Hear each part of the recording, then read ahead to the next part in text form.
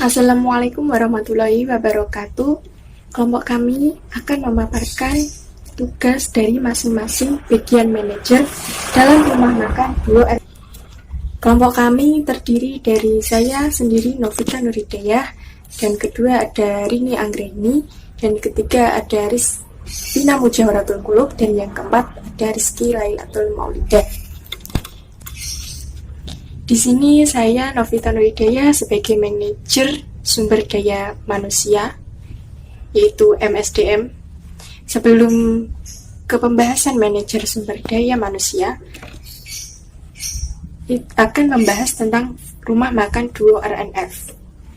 Rumah makan Duo RNF di sini itu sebuah rumah makan yang menjual sajian hidangan tradisional yang kaya rasa serta khas dengan makanan Jawa Tengah dan unik dengan setup outlet yang nyaman dan menarik. Konsep rumah makan Duo RNF ini dengan melihat mobilitas masyarakat yang semakin meningkat dan besarnya pangsa pasar yang sudah terbentuk dan belum banyak yang menyajikan konsep bisnis seperti ini. Cara bisnis rumah makan Duo RNF ini diharapkan dapat menjadi leader dalam menghadapi pesaing-pesaing yang telah ada. Rumah makan Duo RNF hadir sebagai nuansa baru bisnis makanan khas Jawa Tengah yang menjawab permintaan pasar akan sebuah adanya layanan yang memungkinkan konsumen dapat menikmati hidangan Jawa Tengah dengan cita rasa tinggi. Langsung saja selanjutnya ke pembahasan manajemen sumber daya manusia. MSDM yang ada dalam Islam adalah sumber daya yang dimanfaatkan untuk ibadah kepada Allah, bukan untuk yang lainnya. Dengan adanya rasa menerima amanah dari Allah, maka kemampuan yang dimiliki akan ditingkatkan dan dilakukan dalam rangka menjalankan amanah yang diemban. Sifat yang akan tercermin dari sumber daya manusia Islam yang baik adalah sidik, amanah, fatonah, dan tatbik. Keempat sifat ini adalah tolak ukur yang real untuk mengukur keunggulan sumber daya manusia Islami. Kerja keras dan kerja cerdas adalah yang utama. Untuk itu, tidaklah heran jika dalam etos kerja tidaklah jauh beda antara etos kerja orang Islam dengan etos kerja non-Islam. Yang membedakannya hanyalah pada ontologi dan aksiologinya.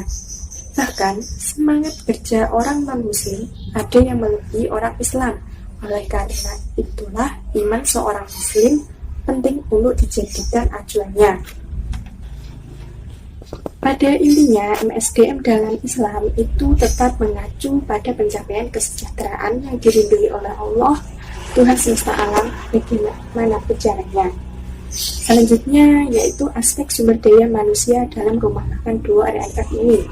Struktur organisasinya, pemilik yaitu Dwi Danang Rian Fardi, manajer sumber daya manusia yaitu saya sendiri Novita Nuridayah, kemudian manajer pemasaran Rini Anggreni, manajer produksi Vina Mujawaratul Qulub, dan manajer keuangan yaitu Rizky Lailatul Maulidah. Dan total jumlah karyawan di dalam rumah makan Duo RNF ini ada 10 karyawan. Dalam rumah makan Duo RNF ini memiliki jumlah 10 karyawan yang terdiri dari 3 orang koki, 5 waiters, 1 teller, dan 1 security. Masing-masing memiliki tugas dan job yang berbeda-beda. Kriteria dan jumlah masing-masing job spek koki, yaitu kriterianya lulusan SMK jurusan Tata Boga, pengalaman minimal 1 tahun, disiplin, jujur, cekatan, rapi, dapat bekerja dengan tim. Dan kemudian job speech-nya yaitu mengolah makanan dan minuman, membersihkan peralatan dapur serta perlengkapannya, dan menjaga kebersihan lingkungan dapur. Kemudian untuk waiters, kriterianya lulusan SMA, jujur, ramah, sopan, berpenampilan menarik, bersih dan cekatan, dan dapat bekerja dengan tim. Kemudian untuk job speech-nya yaitu melayani pesanan tamu, mengantar pesanan tamu. Kemudian untuk teller, kriterianya yaitu lulusan SMA, jujur, teliti, berpenampilan menarik, dan dapat bekerja dengan tim. Dan untuk job speech-nya yaitu menerima pembayaran dan membuat laporan penerimaan dan pengeluaran kas. Dan tanggung jawab masing-masing job speech yaitu pemilik bertanggung jawab dalam keuangan berupa gaji karyawan dan mengawasi kinerja bawahan. Untuk manajer sumber daya manusia, yaitu mengkoordinasi karyawan dalam bekerja. Dan kemudian manajer pemasaran, mengelola dan menentukan strategi pemasaran. Dan manajer produksi, yaitu mengelola dan mengatur produk yang dibuat. Kemudian manajer keuangan, yaitu mengelola dan bertanggung jawab atas keuangan. Yang kemudian koki bertanggung jawab dalam hal pemberian kepuasan atas hidangan yang disajikan kepada konsumen. Kemudian waiter, yaitu bertanggung jawab atas semua pesanan yang diminta konsumen dan cara penyajian kepada konsumen.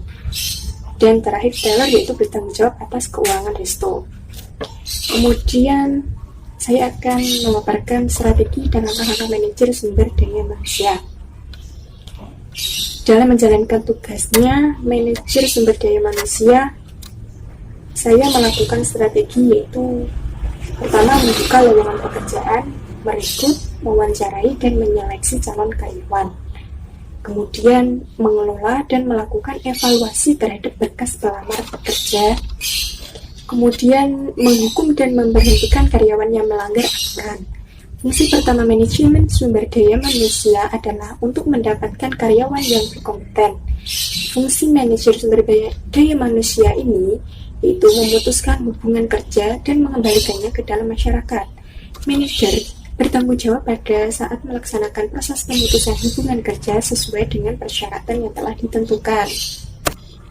Kemudian yaitu memiliki tanggung jawab pada perkembangan sumber daya manusia di perusahaan. Manajer di sini perlu melakukan pengembangan sumber daya manusia dikarenakan proses perubahan teknologi yang sangat cepat dari organisasi pekerjaan, sehingga manajer perlu mengembangkan prestasi dari pekerjaan koki, waiter, teller yang merupakan komponen dari rumah makan 2RNF ini. Koki perlu belajar menata masakan agar penampilannya bagus. Selanjutnya yaitu membentuk dan menyiapkan karyawan untuk program kerja dengan melakukan pelatihan atau training. Pegawai restoran berpengalaman sekalipun harus diberikan training sebelum mulai bekerja. Bisa jadi koki mempunyai pengalaman bertahun-tahun, namun belum tentu punya etika kerja yang baik. Etika kerja merupakan aspek penting dari manajemen sumber daya manusia dan pegawai perlu dilatih untuk hal ini. Setidaknya 1 hari dalam sepekan untuk mengadakan pelatihan bagi seluruh karyawan. Momen ini juga bisa dijadikan sebagai sesi tanya jawab terhadap kesulitan yang mereka hadapi saat bekerja setiap harinya. Kemudian mengatur jadwal setiap pramusaji dan koki dengan baik, yaitu melakukan pergantian shift, terutama jika restoran buka sepanjang hari. Untuk posisi ini, besar kemungkinan harus memberikan training untuk mereka, karena pada umumnya posisi ini akan terisi oleh mereka yang baru saja mulai bekerja dan kebanyakan lulusan SMA. Kemudian, melakukan sistem kaderisasi karena memiliki sifat pekerjaan dan lingkungan yang berbeda. Pada penerapannya, sistem kaderisasi tidak bergantung pada satu orang saja. Namun, biasanya dilakukan oleh asisten atau karyawan pengganti. Di samping mendelegasikan tugas kepada anak buahnya, kepala koki berwenang sebagai quality control terhadap hidangan yang akan disajikan kepada konsumen.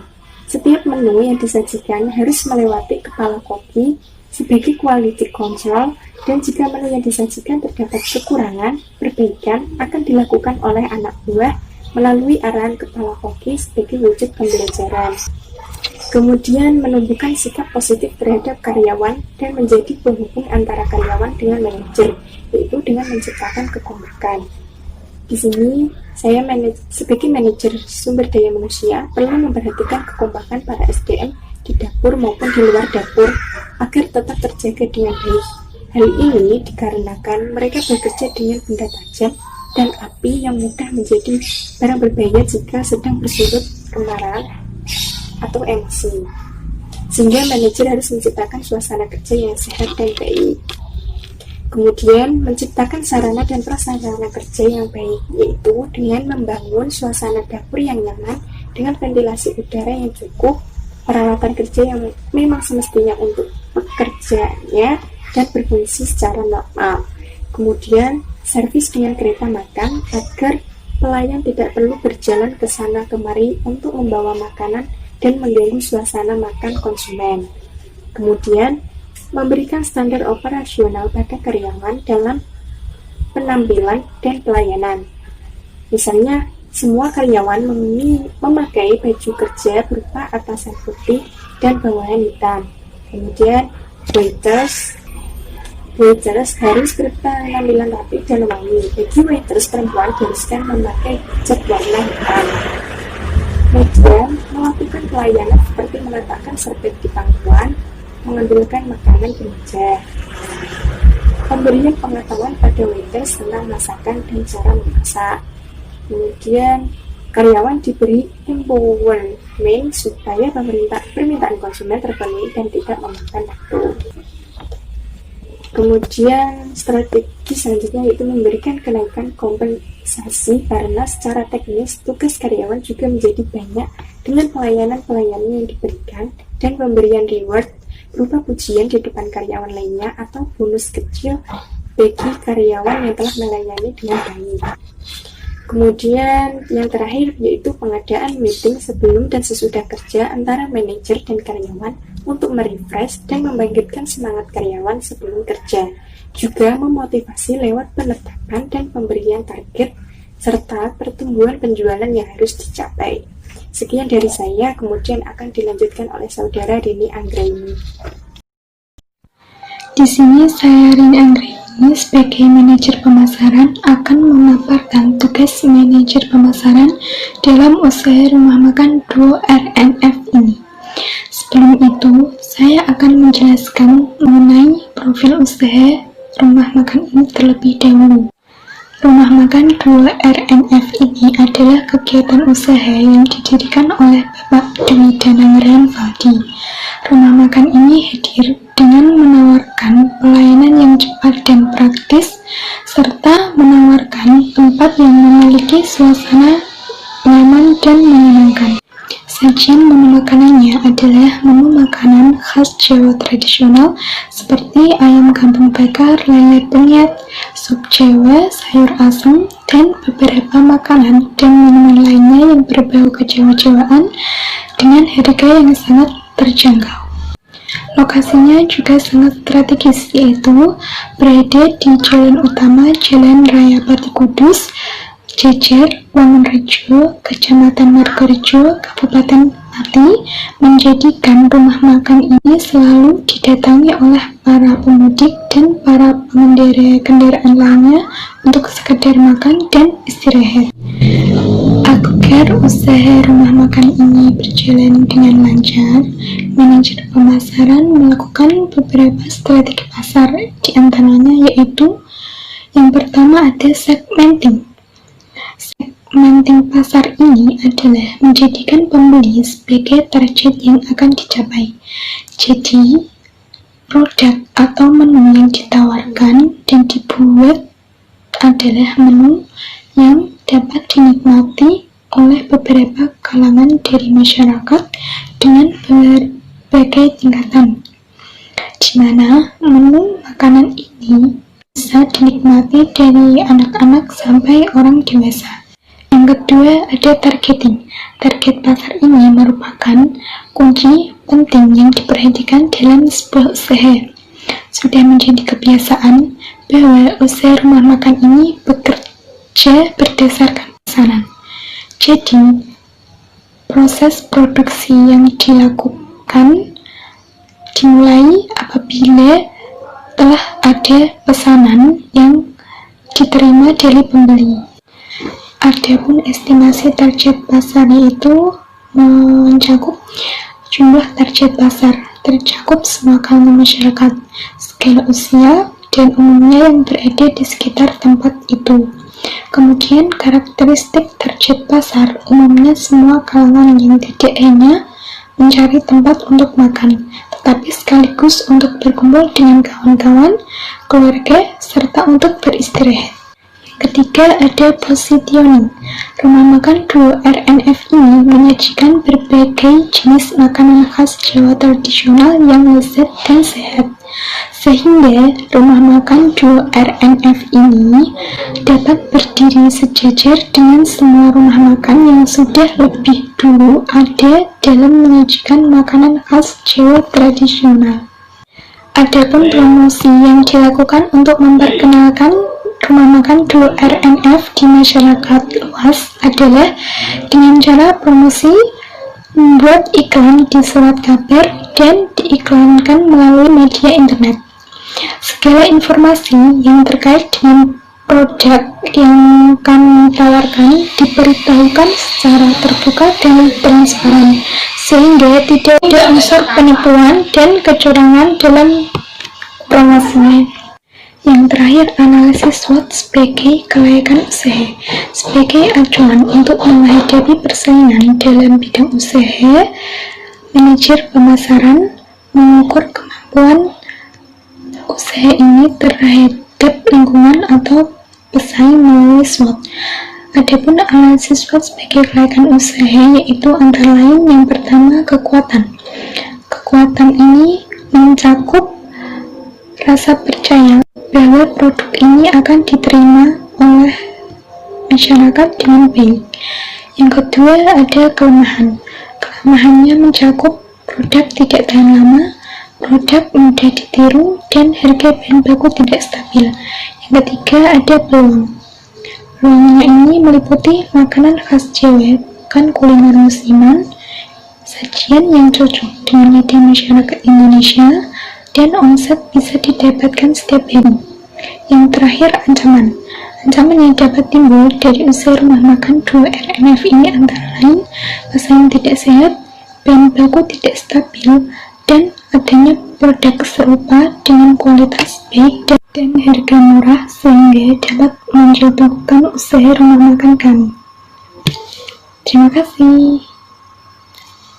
Saya Vina Mujawharatul Qulub sebagai manajer produksi mau menjelaskan tentang kegiatan manajer produksi. Kegiatan produksi antara lain yaitu 1. Mengembangkan ide pembuatan produk dengan melihat kebutuhan konsumen terhadap sebuah produk yang sedang populer, yaitu kuliner. Dan yang kedua, dari bagian produksi ini, kami mulai menentukan bahan baku yang digunakan dalam produksi. Dalam hal ini, dilakukan survei pasar guna mendapatkan bahan baku yang baik dengan harga yang lebih kompetitif. Dan yang ketiga, proses produksi dilakukan dengan mengedepankan higienis guna terciptanya kepercayaan konsumen akan produk yang akan dipasarkan. Alur pembelian bahan baku yaitu membeli bahan baku 1 minggu 1 kali dari pemasok yang sudah ditentukan, dan setelah itu dicek kondisinya terlebih dahulu, dan setelah itu dibersihkan dan mulai disusun dalam tempat yang sudah disediakan. Untuk produk yang dijual yaitu makanan dan minuman yang sudah terjamin kehalalannya. Mengonsumsi makanan dan minuman yang halal sudah dijelaskan dalam Al-Quran Surat Al-Baqarah ayat 168 kepada umat manusia sebagai bentuk ibadah dan ketaatannya kepada Allah Subhanahu wa Ta'ala. Untuk produk makanan dan minuman yang dijual yaitu produk makanan dan minuman tradisional yang bahan bakunya tidak sulit untuk didapatkan. Untuk menunya yaitu seperti berikut.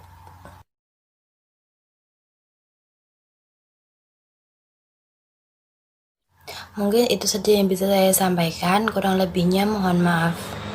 Selanjutnya, di sini saya Rizky Lailatul Maulida sebagai manajer keuangan akan memaparkan hal-hal apa saja yang berkaitan dengan keuangan di rumah makan duo RNF. Dalam perspektif Islam, manajemen keuangan merupakan proses atau kerangka kerja yang berkaitan dengan uang, yang melibatkan perencanaan, pengorganisasian, bimbingan, dan evaluasi dalam prakteknya, dan terkait perilakunya dengan nilai-nilai keimanan dan ketauhidan, dan sesuai dengan tuntutan ajaran Islam yaitu Al-Quran dan Hadis. Motif ekonomi yang sesuai dengan syariah adalah mencari keuntungan materi secara efisien dan benar, dan cara-cara benar atau etis lainnya yang akan mendatangkan keuntungan pada kehidupan sekarang maupun kehidupan setelah mati. Sehingga menghemat biaya dalam mencapai keuntungan merupakan suatu cara yang dibenarkan, namun tetap memperhatikan kualitas barang yang dihasilkan. karena hal tersebut berupa efisiensi. Sementara dalam Islam tidak melarang efisiensi atau penghematan. Yang dilarang dalam Islam yaitu pemborosan dan kikir. Untuk mengetahui cara-cara yang benar, pertama-tama kita sebagai seorang muslim harus mengetahui cara-cara yang salah atau batil. Di dalam Al-Quran dijelaskan beberapa cara yang batil dalam kegiatan ekonomi. Yang pertama yaitu penipuan, seperti dengan sengaja salah menimbang, menyukat, mengukur, dan lain-lain. Terdapat dalam Quran Surah Al-An'am ayat 152-153 dan Quran Surah Al-Mutaffifin ayat 1-12. Yang kedua, tidak menepati janji atau melanggar sumpah. Terdapat dalam Quran Surah An-Nahl ayat 92-94. Yang ketiga, pencurian. Di dalam Al-Quran dijelaskan larangan mengenai pencurian sebagai cara yang salah dalam memindahkan hak kepemilikan dari satu pihak ke pihak lain. Terdapat dalam Quran Surah Al-Ma'idah ayat 38. Yang keempat yaitu judi atau maisir. Terdapat dalam Quran Surah Al-Baqarah ayat 219 dan 280, serta Quran Surah Al-Ma'idah ayat 90-91. Yang kelima, larangan menimbun untuk diri sendiri terdapat dalam Quran Surah At-Taubah ayat 34-35. Yang keenam, perbuatan-perbuatan lain yang bertujuan mengambil hak orang lain tanpa izin atau pengetahuan atau kemampuan orang yang berhak. Terdapat dalam Quran Surah Al-Baqarah ayat 188 dan 219. Selanjutnya yaitu uraian keuangan dalam bisnis atau usaha rumah makan 2RNF. Yang pertama yaitu bahan baku. Bahan baku yang digunakan diantaranya beras, minyak goreng, semua jenis ikan, ayam potong, sayuran, tempe tahu, jengkol, bumbu, buah-buahan, teh, kopi, sirup, gula, dan susu. Dengan total biaya Rp2.284.000 per hari. Total bahan baku per bulannya yaitu sebesar Rp59.384.000. Yang kedua, peralatan dan perlengkapan. Peralatan yang terdapat dalam rumah makan 2RNF yaitu kompor gas, gas LPG, rice cooker, tempat panggang, wajan, panci, piring, sendok, garpu, pisau, gelas, mangkuk, serving, servis troli, dan nampan. Dengan total biaya sebesar Rp4.055.000. Perlengkapan yang ada di dalamnya yaitu meja, kursi, dan tisu dengan total biaya Rp5.630.000. Biaya lain-lain seperti isi ulang gas dan pamflet dengan total biaya Rp75.000. Biaya gaji pegawai yang pertama yaitu ada owner, manajer keuangan, manajer pemasaran, manajer SDM, koki sebanyak 3 orang, waiters 5 orang, teller, dan security dengan total biaya Rp21.650.000. Kegiatan manajemen keuangan yang ada dalam rumah makan 2RNF yang pertama yaitu mencari sumber modal untuk membiayai kegiatan produksi dan bisnis. Terdapat 2 sumber modal yaitu eksternal dan internal. Yang kedua, bertanggung jawab untuk mengambil alternatif pemenuhan kebutuhan jangka panjang maupun jangka pendek. Yang ketiga, bertanggung jawab terhadap pembentukan komunikasi antara perusahaan, pemegang saham, para investor, dan masyarakat keuangan secara umum. Yang keempat, merencanakan dan memperkirakan kegiatan bisnis dengan para manajer lain yang ikut bertanggung jawab atas perencanaan umum bisnis. Yang kelima, memusatkan perhatian pada berbagai keputusan investasi dan pembiayaan serta segala hal yang berkaitan dengannya. Yang keenam, manajer keuangan bekerjasama dengan manajer yang lain agar usaha yang dijalankan dapat beroperasi seefisien mungkin. Yang ketujuh, mengambil keputusan investasi yang menyangkut masalah pemilihan investasi yang diinginkan dari sekelompok kesempatan yang ada. Memilih satu atau lebih alternatif investasi yang dinilai paling menguntungkan. Yang kedelapan, bertanggung jawab untuk mempersiapkan dan memperbaiki budget operasi. Yang 9, mengambil keputusan pembelanjaan yang menyangkut masalah pemilihan berbagai bentuk sumber dana yang tersedia untuk kegiatan operasi bisnis.